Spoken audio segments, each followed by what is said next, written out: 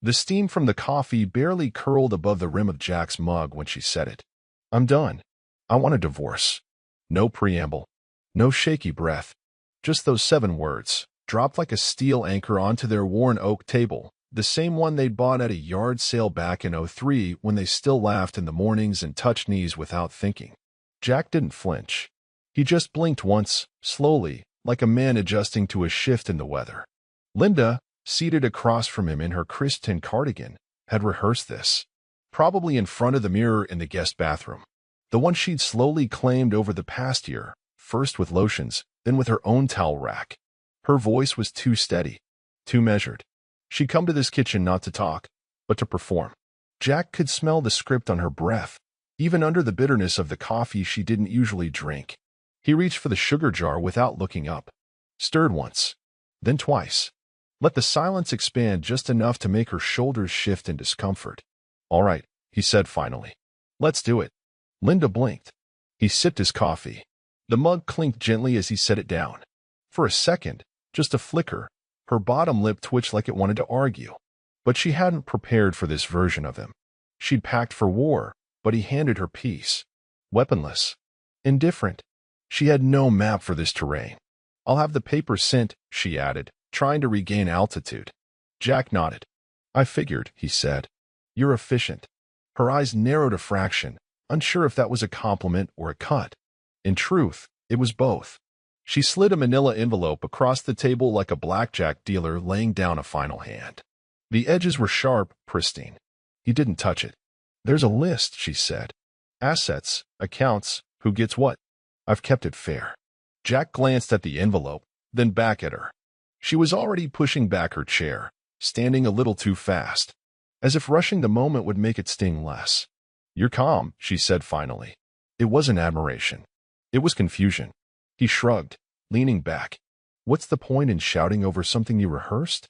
Now that it landed, her eyes flared, just briefly, like someone caught naked under a spotlight. She opened her mouth, but no words came out. Jack watched as the confidence began to crack in her posture. Not all at once, just small fissures. She expected a beggar, a man on his knees. Maybe tears, maybe accusations. Instead, he reached for a pen from the counter and scrawled something on the envelope she just offered him. Nothing dramatic, just a single word. "Received." Then he stood, took his mug, and rinsed it under the faucet like it was any other Tuesday. Linda lingered, silent. The performance was over. No applause. Just the hiss of water and the gentle clink of ceramic against the sink. When she left, heels clicking on the tiles like a metronome counting down the death of a marriage, Jack didn't watch her go. Instead, he opened the window. The October air bit at his face. And for the first time in a long, long while, he breathed.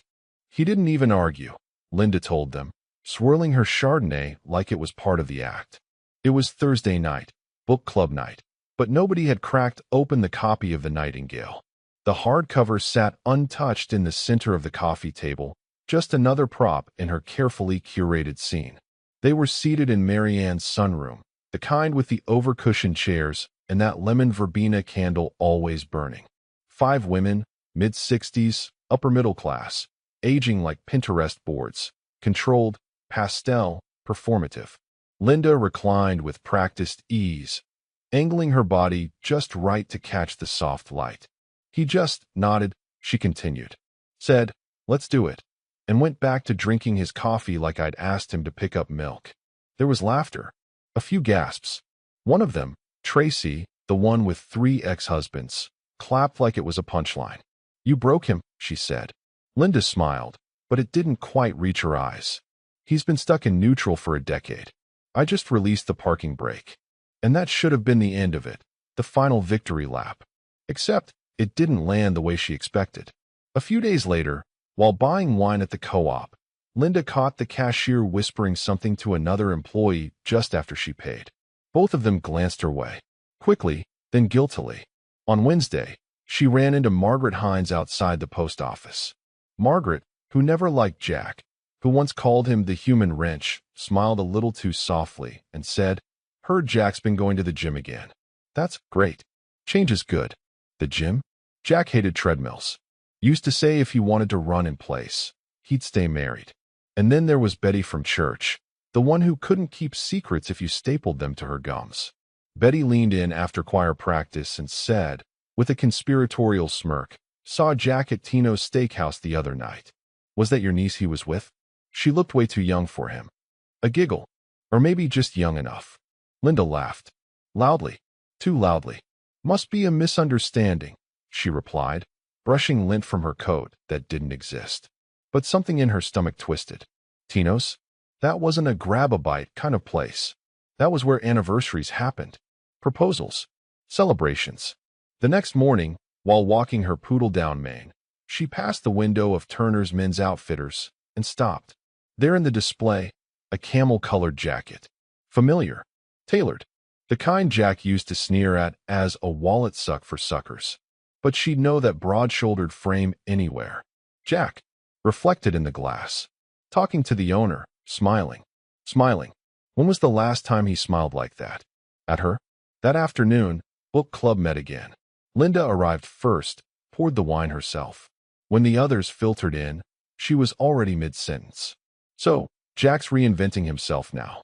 Joining gyms. Shopping at Turner's. Even eating red meat again, she said, too flippantly. Marianne raised an eyebrow. He seems lighter. You know, maybe divorce suits him, added Tracy. And for the first time in that group, Linda felt something she hadn't expected, the shift. She wasn't the one being envied anymore. She was being studied, as if she were the one who'd been left. No one said it outright, but she could hear it in their silence. What's he up to? Later that night, alone in her oversized house with too many framed photos and not enough footsteps, Linda poured herself another glass of wine, sat by the window, and stared at nothing. She told herself she wasn't worried. But her reflection, blurry in the glass, wine-red lips too tight, wasn't buying it. Jack didn't make a list. He didn't need to. The morning sun slanted through the garage windows as he pulled down the battered duffel bag from the shelf, same one he'd taken to work for 20 years, still dusted with grease at the seams. He laid it open on the workbench like a body bag and began filling it with purpose. One hammer. His socket wrench set. The steel flashlight his daughter gave him when she still called on Sundays.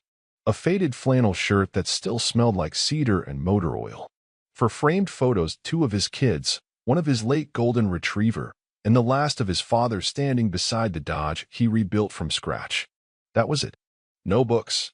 No clothes beyond the basics. No trophies from long-dead bowling leagues. No keepsakes from the glass cabinet Linda had always dusted more than she touched. By noon, the truck bed was loaded with 3 plastic bins, a tool chest, and the duffel. His old army cot was rolled and tied, wedged beside a cooler full of apples, jerky, and the black coffee thermos he trusted more than most people. Linda wasn't home, probably at her appointment. Facial, therapy, or lawyer, take your pick. She hadn't bothered to text. Jack walked through the house once more. The rooms were still, holding their breath.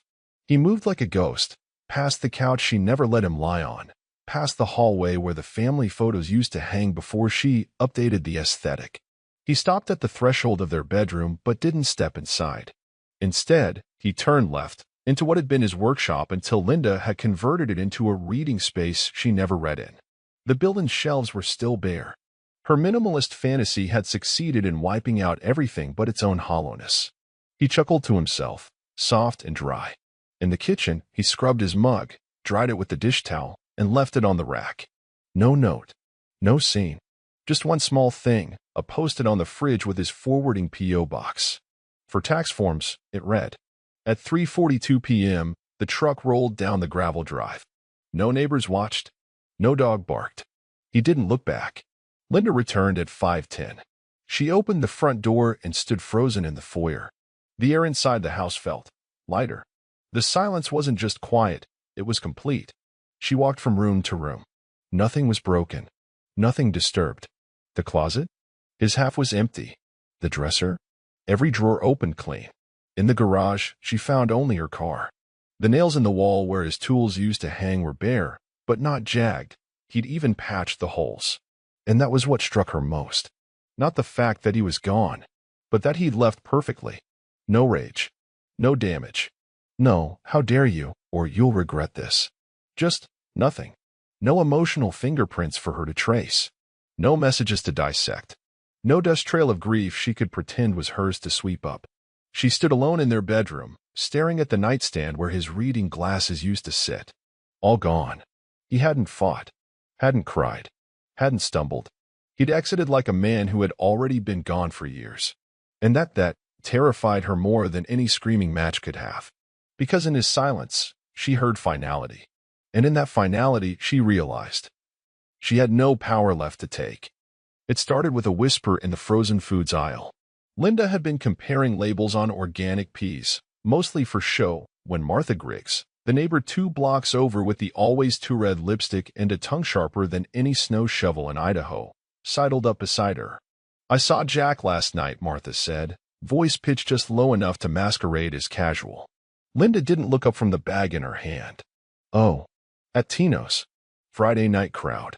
He looked, well, different. That got her attention. Different how?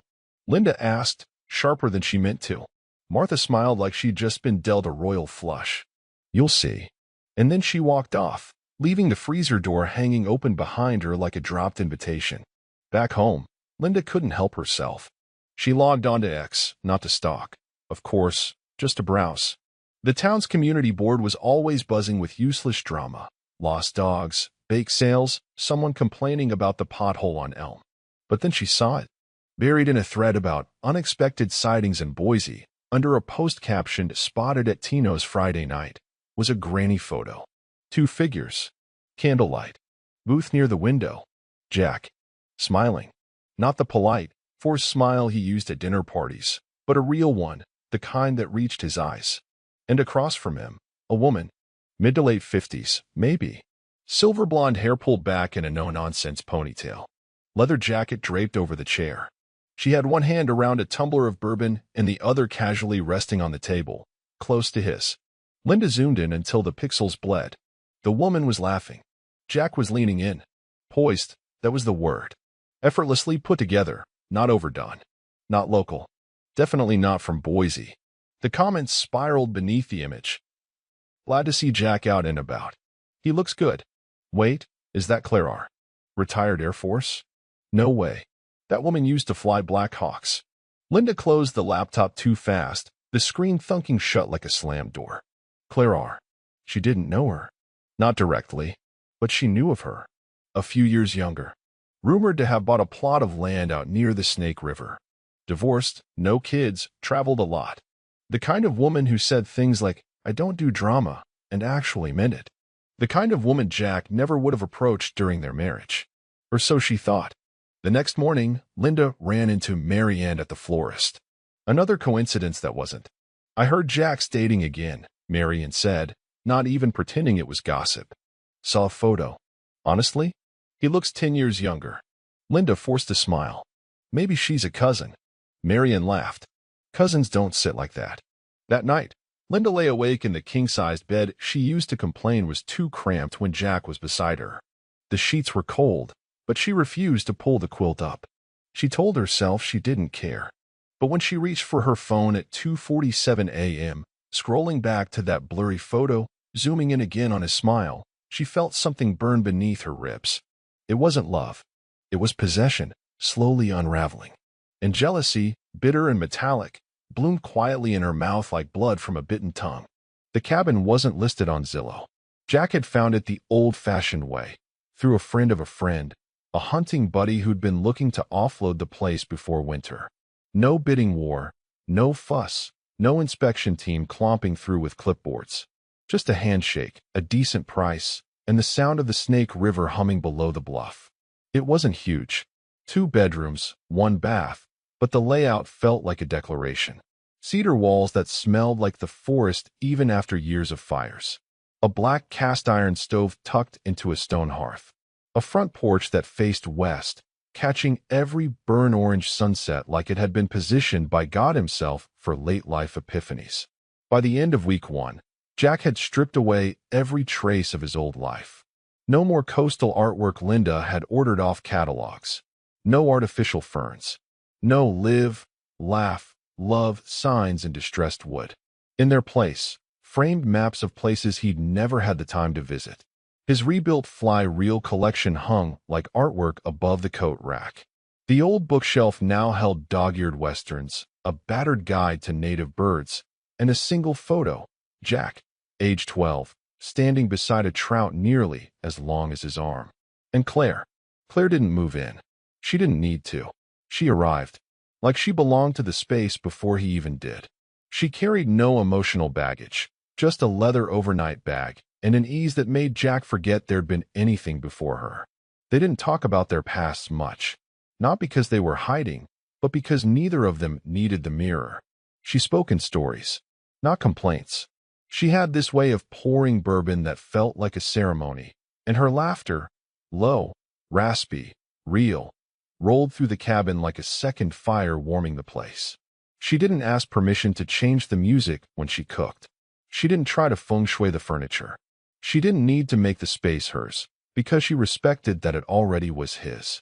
One morning, after a quiet breakfast of eggs and sourdough, Jack stepped out onto the porch with his mug.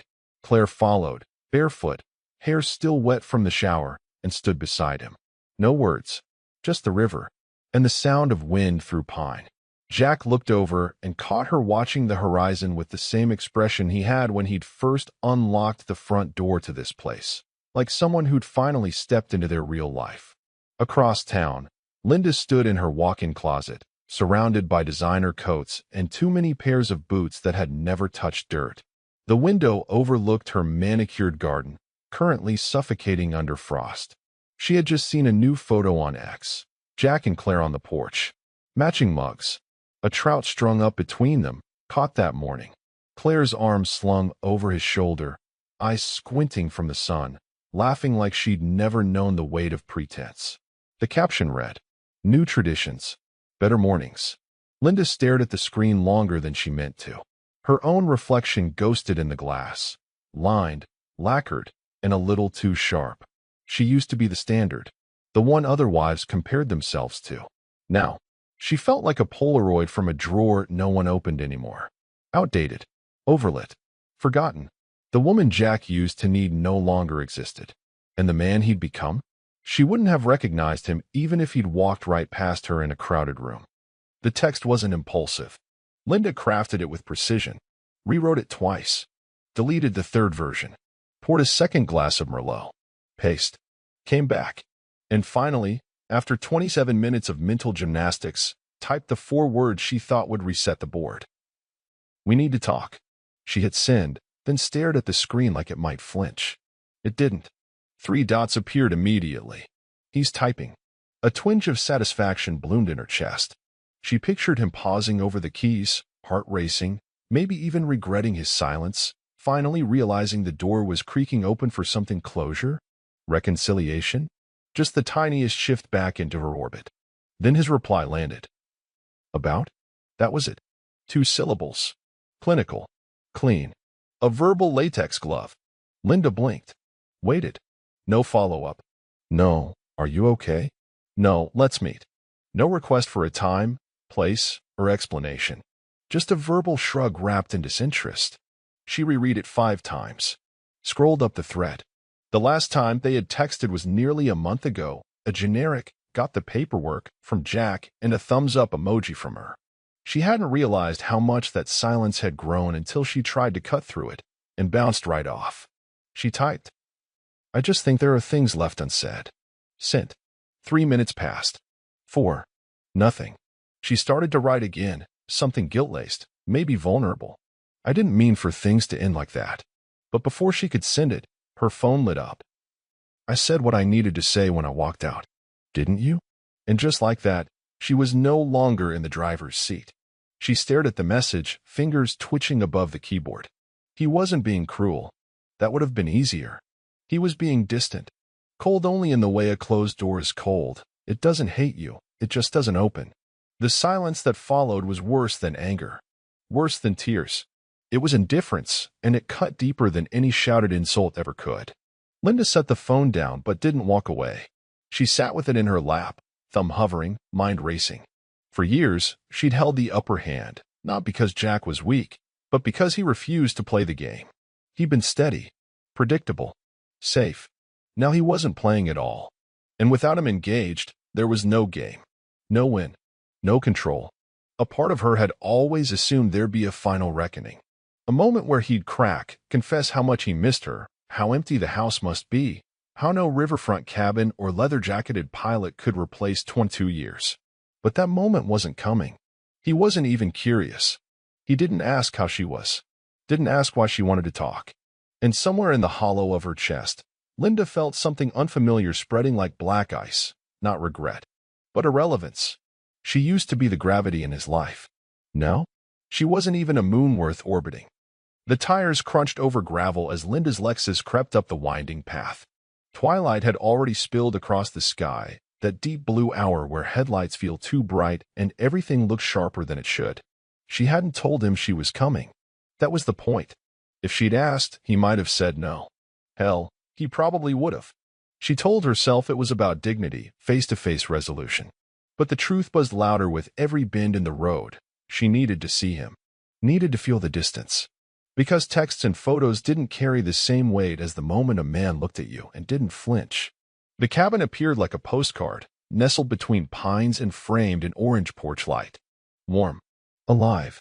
She wasn't expecting that. The gate surprised her. Matte black, with a keypad.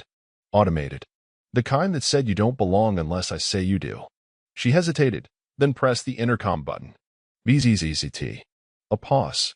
Then Jack's voice, low and casual. Yeah. She didn't know what she expected. Surprise? A little hesitation? Instead, just acknowledgement. It's me, she said. Silence. A few heartbeats passed, and then... click. The gate swung open like a drawbridge. Not welcoming. Just functional. Linda pulled in slowly, her stomach coiling tighter the closer she got to the warm glow of the cabin windows. From the outside, she could already see it wasn't empty. Shadows moved inside. Music played, something jazzy, classic, the kind of background soundtrack people don't notice when they're comfortable. She parked and took a breath. As she stepped onto the porch, the smell hit her. Cedarwood, slow-burning fire, rosemary maybe. Her heels clicked lightly on the planks. Not loud, but enough to feel like she was intruding. She knocked once, out of habit. The door was already unlocked. When she stepped inside, it took a second for her eyes to adjust, and then her breath caught. Claire was in the dining nook, wearing jeans and a slate blue sweater, barefoot, sleeves pushed up. She was arranging cutlery with one hand, cradling a glass of wine in the other. Her laugh rang out just as Jack said something from the kitchen. He was flipping something in a cast-iron skillet, wearing an apron that read, "Retired, not expired." Claire turned to him, grinning. And then she saw Linda. The laugh stopped. Jack didn't even flinch. He looked over his shoulder, met Linda's eyes, and said flatly, "Didn't know you were dropping by." No anger. No panic. Just noticing. Claire, ever composed, stepped back slightly but didn't leave. Didn't excuse herself or grab a jacket. She took a calm sip of wine and remained exactly where she was, his table. His evening. Linda stood in the doorway, fingers curled tight around the strap of her purse, suddenly very aware of how overdressed she was. Like she was walking into a scene that didn't need her. Her eyes swept the room, soft lights, polished wood, 2 plates set, a candle already burning. Not a casual visit. She had expected, maybe clutter. A recluse's mess. A man lost in nostalgia. Not this. Not comfort. Not joy. Claire turned back to the table without a word, adjusting a napkin like Linda wasn't even there. Jack turned off the stove, wiped his hands, and finally stepped toward her, casually drying them on a dish towel. "You all right?" he asked, not with concern, but like someone checking the mail. Linda opened her mouth. Closed it. She'd sprung the trap. But somehow she was the one caught in it. Linda didn't move. She stood just past the threshold like a misplaced coat rack, present, but irrelevant.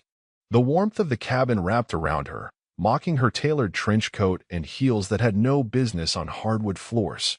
This place wasn't built for show. It was built for living. The record player in the corner spun something slow, brassy, Coltrane maybe. The kind of music Jack used to skip past in favor of AM talk radio. But here it felt right. Effortless. He moved like he belonged here.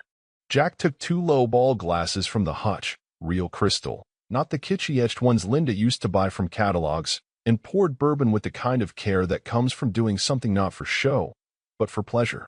Claire leaned on the edge of the table, watching him with a crooked smile. Her body language said everything. This isn't new. This was their ritual, their rhythm.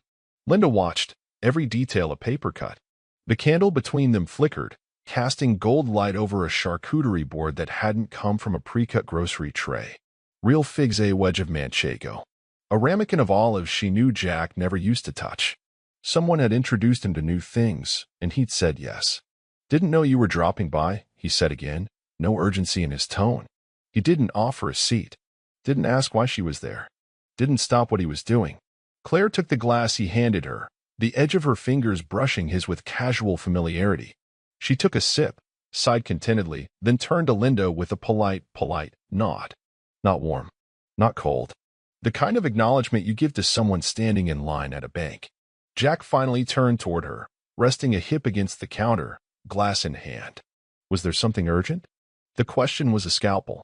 Not how are you? Not come in. Just that. Linda tried to rally. Straightened her spine. I thought we could talk. Jack tilted his head. Talk? About everything. He took a sip. Everything ended. Linda. The way he said her name, like he was reminding her who she used to be, landed harder than any insult. Claire, without a word, turned and lit a second candle. The room glowed like a hearth. Safe. Unbothered. Linda looked at the table again. 2 place settings. A third wouldn't fit without rearranging everything. She was the extra chair. She cleared her throat. I didn't expect. Claire cut in gently, smiling without malice. Company. It wasn't a question. Just a confirmation. Jack said nothing. The silence roared. Linda stood frozen, 100 memories crashing through her. Thanksgivings, anniversaries, late-night arguments over money, over silence, over nothing and everything. She'd expected time to soften Jack. Instead, it had sharpened him, refined him, stripped away the parts she used to mold. And what was left? A man she didn't recognize. A life she wasn't invited to. A table that wasn't set for her. In that moment, Linda wasn't an ex-wife. She was a stranger with a key that no longer fit. This is who you are now? Linda said, voice sharper than she meant, but breaking at the edges. She didn't recognize the version of herself that had spoken, hollow, breathless, a woman clutching for traction on ground that no longer belonged to her. Jack didn't flinch. He took another sip of his bourbon and set the glass down with surgical calm. A shrug lifted one shoulder, not dismissive, not cruel, just fact. You wanted out, he said. I moved on. The room didn't lurch. The music didn't skip. The candles didn't flicker. But something inside Linda cracked. It wasn't anger. It wasn't even heartbreak. It was the raw, paralyzing recognition that he didn't say it to hurt her. He said it because it was true. Claire looked between them, curiosity mildly piqued, like someone walking into the second act of a play they hadn't bought tickets for. I'm sorry, she said to Jack. Who's this? The words hit Linda like a slap in velvet. Not an insult. Not passive aggression. Just a clean incision. The kind made by people with nothing to prove. Jack's eyes didn't leave Claire's. He didn't answer. He didn't need to. The silence was the answer. Linda opened her mouth, but her name, wife, partner, history, 22 years of sacrifices had already evaporated from the room. There was no trace of it in the air.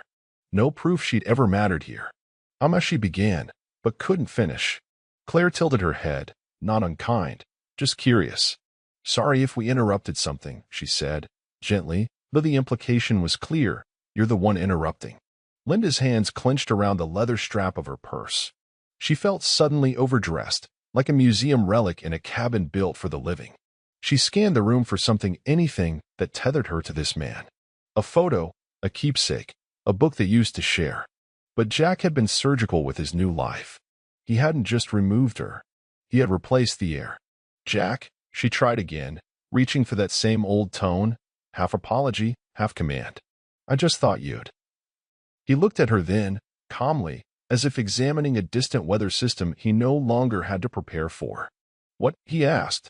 Waited, she finished, voice small. Jack's mouth twitched, not a smile, but a quiet marvel at the irony. I did, he said. For years. Claire placed her hand lightly on his forearm, not possessive, anchoring. She didn't need to claim anything. The room already knew where she belonged. Linda felt it, viscerally. The days when she could walk into a room and bend Jack's energy toward her were gone. She wasn't his gravity anymore. She was static. She was noise. She was yesterday's forecast, irrelevant, forgotten, and already replaced by clearer skies. Linda stayed frozen in place, a statue with perfect posture and no foundation beneath it. The question hung in her throat longer than she wanted. She hated the crack in her voice, the way desperation clung to every syllable. But something in her, the last flicker of the woman who once ran that marriage like a CEO, still needed an answer. Did I ever? She swallowed, the bourbon-scented air catching in her throat. Did I ever mean anything to you? The room didn't move. Claire had turned away politely, giving the illusion of privacy without really leaving. The jazz record had shifted into a slower tune, something low and thoughtful, like the soundtrack of a memory being tucked away. Jack set down his glass. Didn't rush, didn't sigh, just looked at her. His eyes, those same eyes that once softened when she walked barefoot into the kitchen on Sundays, hair messy and wearing his old Air Force sweatshirt, were now calm. Detached, but not cruel. And that, somehow, was worse. You did, he said. A pause. And then, until you decided I didn't. The sentence didn't explode. It sank. Heavy. Irrefutable. It wasn't revenge. It wasn't venom. It was just the truth. Linda stood there, blinking, trying to slow the spin of the room. Those 8 words shattered more than she'd expected. Not because they were unfair, but because she realized she couldn't argue with them. He wasn't referring to the day she filed. No, this cut went deeper, years before, in the way she had started pulling away long before she found the courage to make it official. The passive distance, the cold dinners, the strategic silences, the book club lies, the sister's house that wasn't really the sister's. Jack had felt all of it, quietly, patiently, until his own reservoir ran dry. And now, she stood before him asking for something that didn't exist anymore. A thread that had been cut and burned and scattered into the wind outside that very cabin. Jack didn't move toward her, didn't reassure her, didn't apologize, because he didn't owe her that. And she knew it. Linda looked at Claire, who remained composed, eyes respectfully lowered but fully aware of what was happening. Not intruding, not claiming victory, just present. As if she knew closure wasn't something Jack had to give. It was something Linda had to accept. Linda opened her mouth, one last breath, one last Hail Mary. But there was nothing left to say. She gave a small nod. Whether to him or to herself, she wasn't sure. Then she turned. And Jack? Jack didn't follow. Her heels struck the hardwood like punctuation marks in a book no one was reading anymore. Each step was too loud, too deliberate. Linda hated that. Hated how the sound of her leaving filled the room more than anything she'd said. Her posture was upright, chin high. But that wasn't dignity. That was muscle memory. That was the reflex of a woman who used to walk away from arguments with the last word, back when the silence that followed still meant something. Now, it was just silence. No footsteps behind her. No pause. No doorframe leaned from Jack. No reluctant goodbye or poorly concealed pain. Nothing. Behind her, Claire touched Jack's forearm with the ease of someone who didn't need to perform. She leaned into him, said something low. Linda didn't hear the words, only the soft ripple of laughter that followed. Real, intimate, dagger-sharp in its innocence. Linda reached the door. For a second, her hand hovered over the knob, half expecting, half hoping, half desperate, for a voice behind her. Just one word. A name. Her name. But there was only the whisper of firewood cracking in the hearth, the rustle of cloth napkins being unfolded again, and that same jazz melody, rolling into another track without pause. Jack and Claire were resuming their evening, not because they were trying to be cruel. They simply were not waiting on her. Click. The door shut with a soft finality that roared in Linda's ears.